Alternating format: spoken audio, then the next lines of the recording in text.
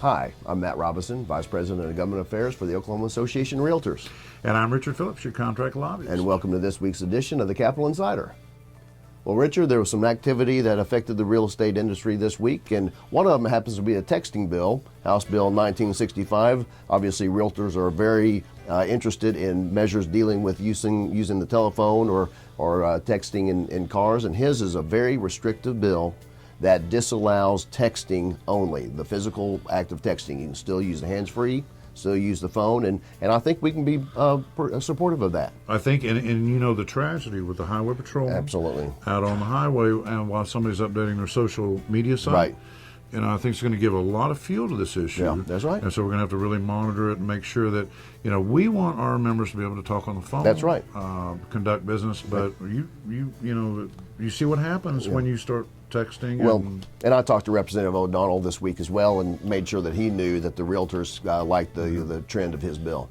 And one of our bills was up this week too, Richard. That's right. Happened Thursday we were in Business and Commerce, right, which is Senator Newberry's committee, and he heard our bill by Senator Brinkley, right, and which will change the way that we make recommendations for the Oklahoma Real Estate Commission when they have a vacancy for a commissioner.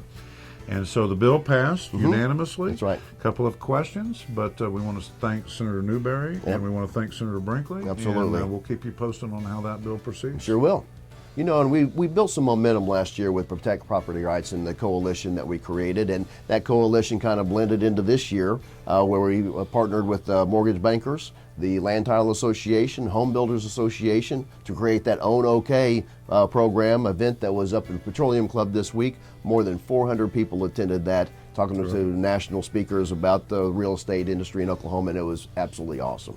And one other thing, Richard, Lisa Noon, CEO of Oklahoma Association of Realtors, was honored last night as one of Journal Record's most admired CEOs, and she does a great job, doesn't she? She is, and she is terrific to work with, right, and just a human being. Yeah, she's wonderful. No doubt about it. She was very deserving of the honor. Absolutely. But wanted to let our members know about that, and that's going to wrap it up for this week's edition of the Capital Insider, and we'll see you next week. We'll see you.